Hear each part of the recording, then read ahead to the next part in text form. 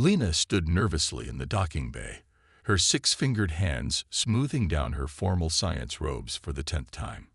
After 5 years studying human biology and psychology, she would finally meet one face-to-face.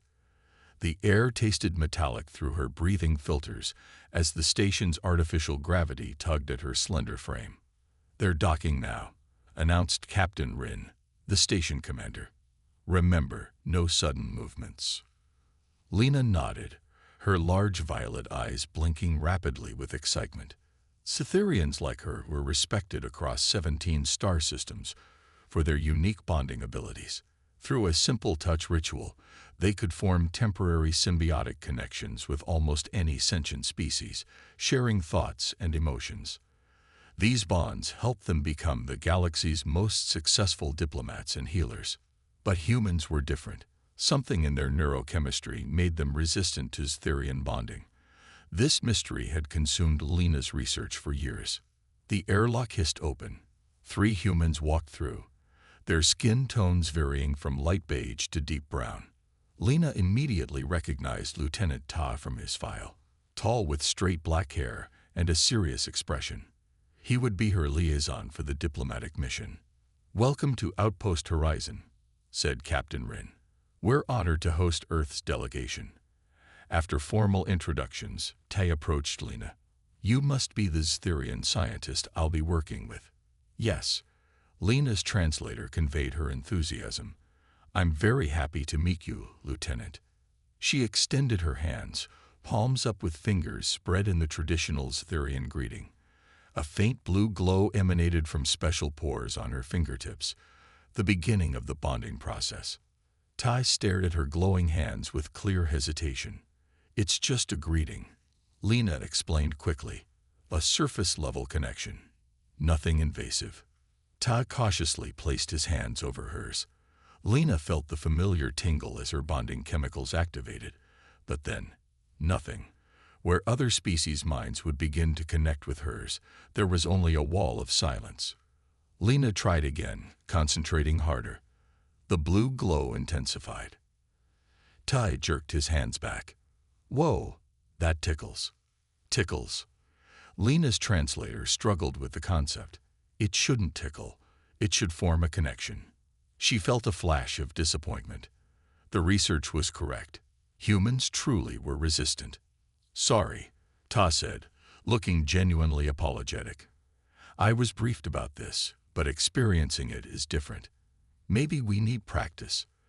Lena appreciated his attempt to be kind. "Yes, perhaps practice. My whole life, I've never failed to form a bond on first contact." "Well, humans are known for being difficult," Ta said with a slight smile. "Maybe that's why we're still stuck in just one solar system, while you've got 17. This attempt at humor made Lena feel better. "I can try a different approach. We have several bonding methods." "Let's save that for later," Ta suggested. "I'm supposed to show you around the station first." As they walked through the corridor, Lena noticed Ty keeping a careful distance. She couldn't blame him. Humans valued their mental privacy above all else, according to her research. "This station was built 3 years ago," Ty explained as they entered the main hub. "It's our farthest outpost from Earth." Lena observed the humans working at various stations. "Do you miss your home planet?" "Sometimes," Ty admitted, "but space is where I belong." "I understand. I haven't seen my homeworld in 7 cycles," Lena said. "The stars become your home." For a moment, they shared understanding without any biological bond. Lena found this intriguing. Suddenly, a piercing alarm cut through their conversation. Red lights flashed throughout the corridor. "What's happening?" Lena asked, her translator pitching higher with concern. Tay's expression turned serious as he checked his wrist device. "Emergency alert. Something's approaching the station." He looked at Lena with sudden intensity. "We need to get to the command center. Now." Lena followed him, her scientific curiosity temporarily forgotten as they rushed through the suddenly chaotic station corridors. The emergency alert had been a false alarm, just a passing asteroid that triggered the sensors. But the incident had only increased Lena's determination to form a bond with Lieutenant Ta. How could she protect humans if she couldn't connect with them? For 3 days, Lena followed Ta through his daily routine. She watched how he interacted with other humans, noting their comfortable physical distance. Humans touched only briefly, a handshake, a pat on the shoulder. Nothing like the prolonged contacts Stherians required for bonding. "Today I must attend the weekly staff meeting," Ta told her as they walked down the corridor. "You can observe if you wish." Lena nodded eagerly. "I would like that very much." The meeting room had a large oval table where 10 humans sat discussing station operations. Lena stood quietly in the corner, watching Ta present security protocols. His confidence impressed her. Here was a chance to try another bonding technique.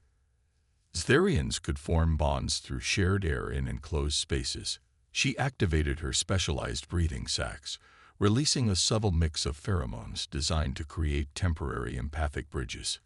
Within minutes, humans began looking uncomfortable. Some sniffed the air, while others rubbed their noses. "Is there something wrong with the ventilation?" asked a female officer. "I'm getting a headache," complained another. Ta glanced at Lena, who was concentrating intensely, her throat membranes pulsing visibly. His eyes widened in realization. "Lena, are you doing something?" All eyes turned to her. Lena stopped immediately, her face flushing a deep purple with embarrassment. "I apologize," she said. "I was attempting a breathing bond. It works with most species." The station commander sighed. "Lieutenant Tay, perhaps you should explain to our guest the humans don't appreciate unknown substances in our air." Later in the corridor, Tay tried to be gentle. "Lena, I understand this is important to you, but humans form connections differently. How can I help your species if I cannot bond?"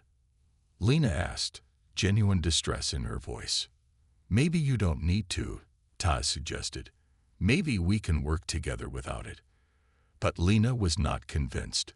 That evening, at the formal diplomatic reception, she spotted Ambassador Kim, Earth's highest-ranking representative. Perhaps a human of such importance would be more receptive.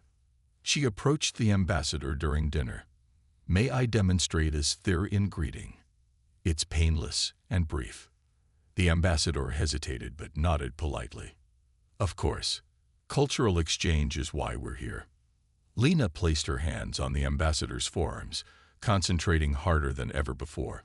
The blue glow spread up her arms as she poured energy into the attempt. Ambassador Kim jerked away. "That's quite enough. I was told this would be a simple greeting, not an invasion of privacy." "I meant no harm," Lena stammered, but the damage was done.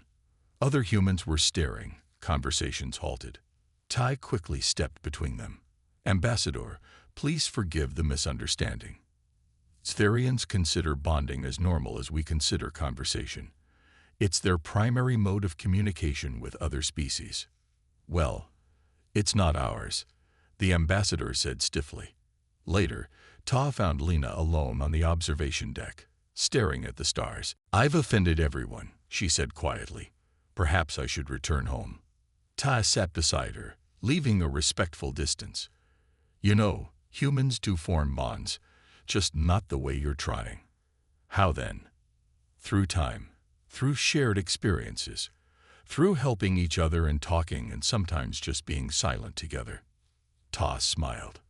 "When I was a child, my best friend and I built a treehouse. We never managed to connect our brains, but after months of working together, we knew what the other was thinking anyway." Lena considered this. So humans bond. Emotionally rather than biologically. Exactly. And those bonds can be stronger than any biological connection. As they sat watching the stars, Lena felt something new. A comfort in Ta's presence that required no physical connection. Suddenly, the deck beneath them vibrated. The station's alarm sounded again, but different this time. A low, persistent warning. Taz's communicator beeped. His face grew serious as he read the message. "What is it?" asked Lena. "The sensors have detected a quantum anomaly heading straight for us, And this time, it's not a false alarm. The quantum storm hit the station with unexpected force. Reality itself seemed to ripple as waves of distorted space-time washed over Outpost Horizon. Lena and Ty had been examining spatial readings in the research lab when the first wave struck. "All personnel to emergency stations," announced the computerized voice. "Automatic bulkhead sealing in progress." Ty rushed toward the door, but was too late. Heavy metal barriers slammed down, sealing them inside the lab.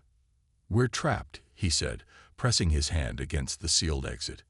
Lena checked the lab's status screen. "The quantum storm is disrupting all major systems. Communications are down." Her translator struggled with the fluctuating energy levels, making her voice sound mechanical and strained. The lights flickered, then dimmed to emergency levels.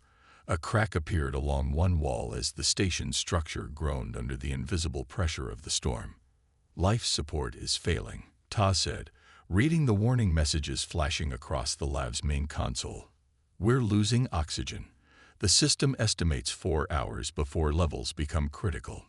Lena sat heavily on a nearby stool, her normally vibrant purple skin now pale and dull. It wasn't just the emergency making her weak. "I must tell you something," she said quietly. "My attempts to bond with you weren't just for research." Ta looked at her with concern. "What do you mean?" "Stherians need biological bonds to survive.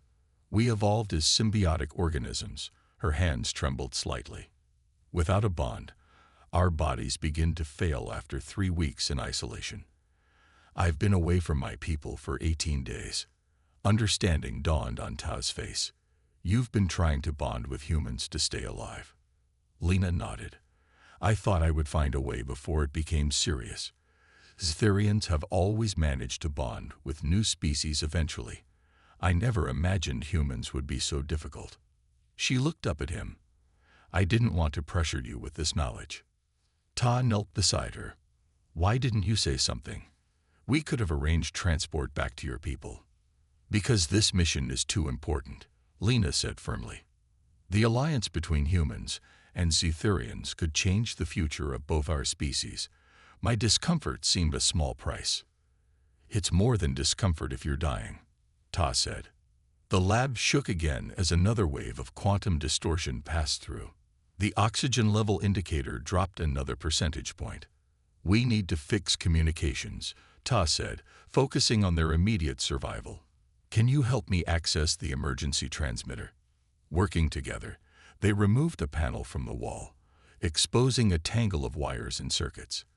Ta's engineering training and Lena's knowledge of the station's systems made them an effective team, even as the air grew thinner. "Tell me about Cytherians while we work," Ta suggested, noticing how Lena's movements were becoming sluggish. "Talking will help us stay alert." Lena connected 2 wires as she spoke. "My ancestors were not individual beings. They lived in permanent neural connections with others, not just our own kind, but with different species on our world. We were healers, sharing our regenerative abilities through these connections." "Like a biological network?" Tai asked, adjusting a circuit. "Yes. Over millions of years, we evolved higher intelligence but kept our need for connection." She paused to catch her breath, the thinning oxygen affecting her more severely due to her weakened state. "When we developed space travel, we discovered we could form temporary bonds with almost any sentient species. It revolutionized interstellar diplomacy." Ta noticed her struggling. "Here, let me finish this part. You rest." "No," Lena insisted. "I need to keep active. Inactivity speeds the deterioration." She continued working alongside him. "Isolation is fatal for us because our bodies forget how to function independently. Our organs need the chemical signals that come from bonding." The transmitter sparked to life, but only produced static. "Almost there," Tay encouraged, making another adjustment. "Humans are the first species we've encountered whose minds completely resist us," Lena said, her voice growing fainter. "It's fascinating scientifically, but personally challenging." Ta looked at her with new respect. Her persistence wasn't intrusive or strange. It was a fight for survival. And despite her own danger, she had been working to help the station all along. "We'll get through this," he promised as they continued repairing the transmitter, the oxygen levels dropping steadily around them. The emergency transmitter finally worked. They had managed to send a brief distress message, but the quantum storm was still blocking rescue attempts. According to the station's computer, oxygen levels would become dangerous within 2 hours. Lena sat on the floor, her back against the wall, conserving her energy. Todd joined her, noticing how her breathing had become shallow. "Tell me about your childhood," he said suddenly. Lena turned to him with surprise. "My childhood? Why?" "Because talking will keep us alert," Ty explained.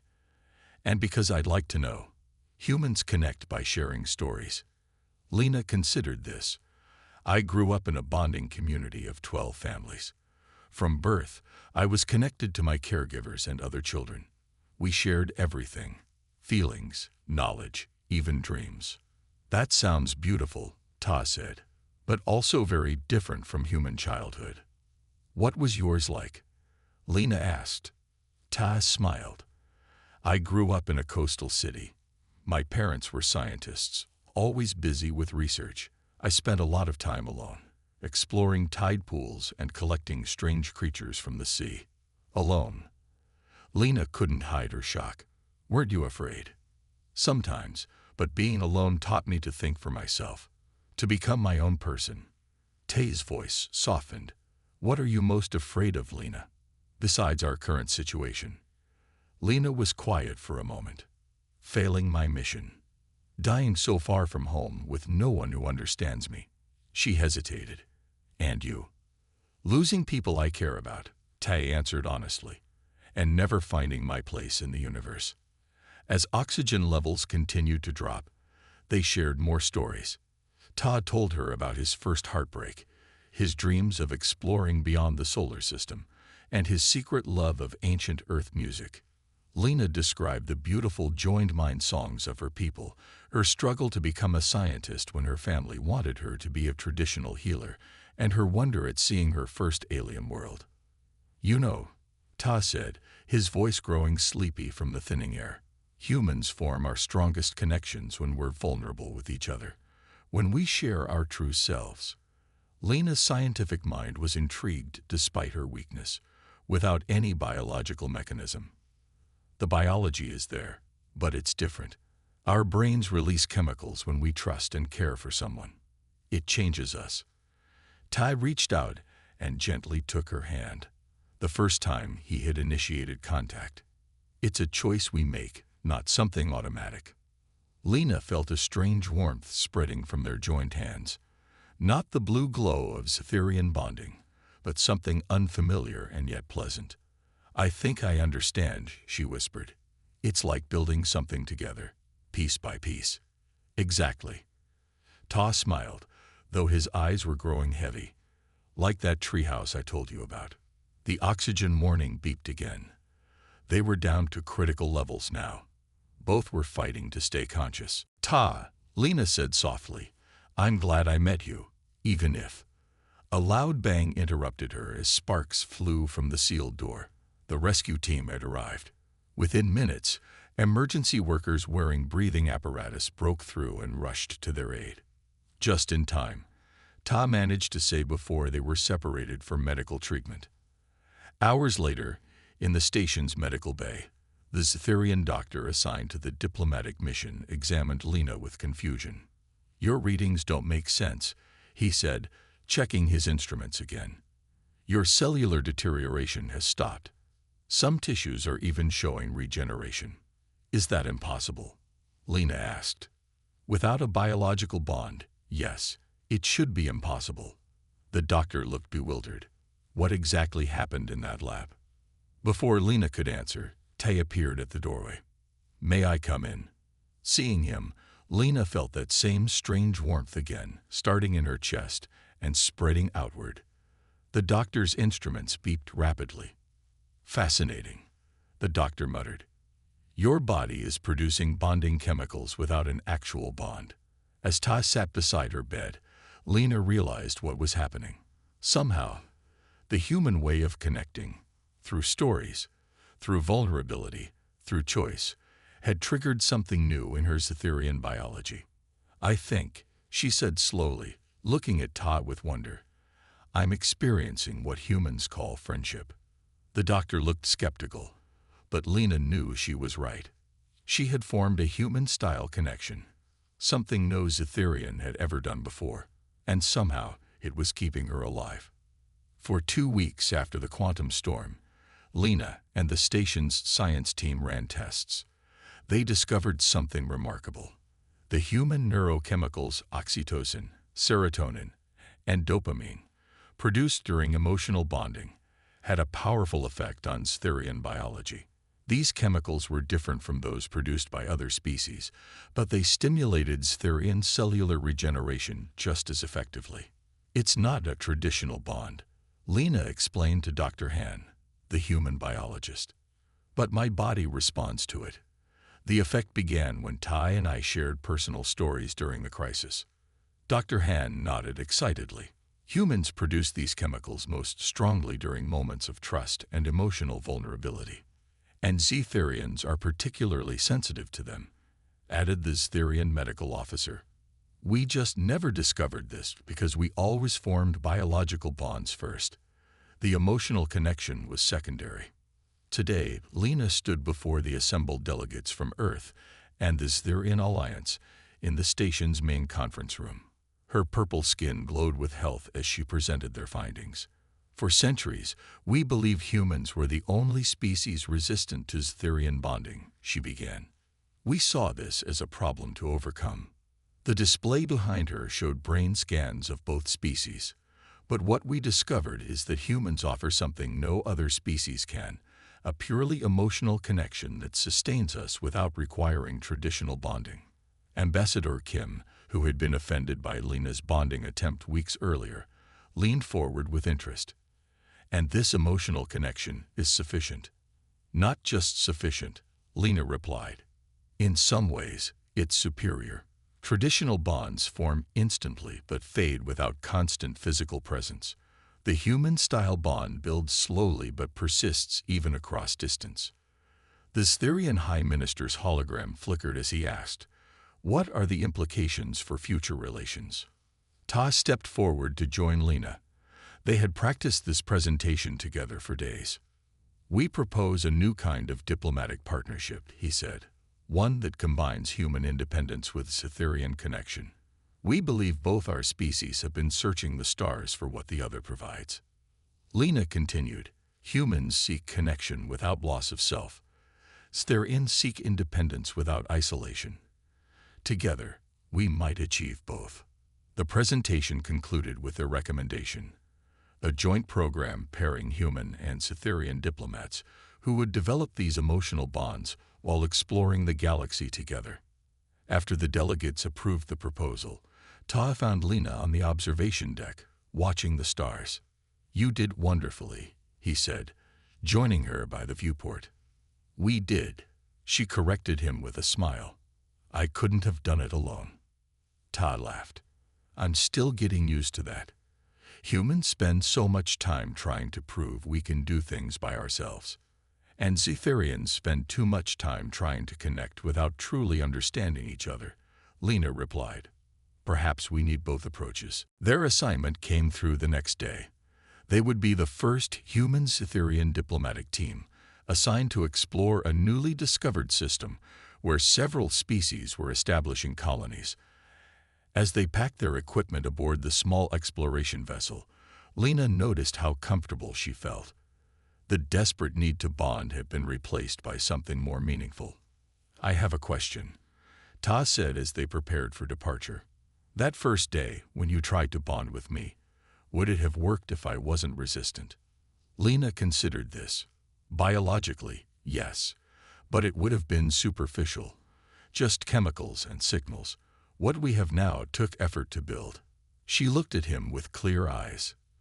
"That's what makes it valuable." The ship's engines hummed to life as they took their positions on the bridge. "Ready for our first mission, partner?" Ta asked. Lena nodded, looking out at the stars ahead.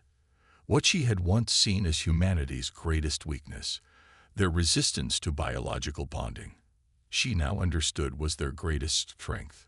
Humans chose their connections deliberately, building them with care rather than biological necessity. As their ship departed from the station, Lena felt a deep contentment. She no longer needed to desperately ask what she needed to do to bond with humans. She had discovered something better. A connection built on mutual understanding, respect, and choice. It wasn't just a new kind of bond. It was a new possibility for both their species.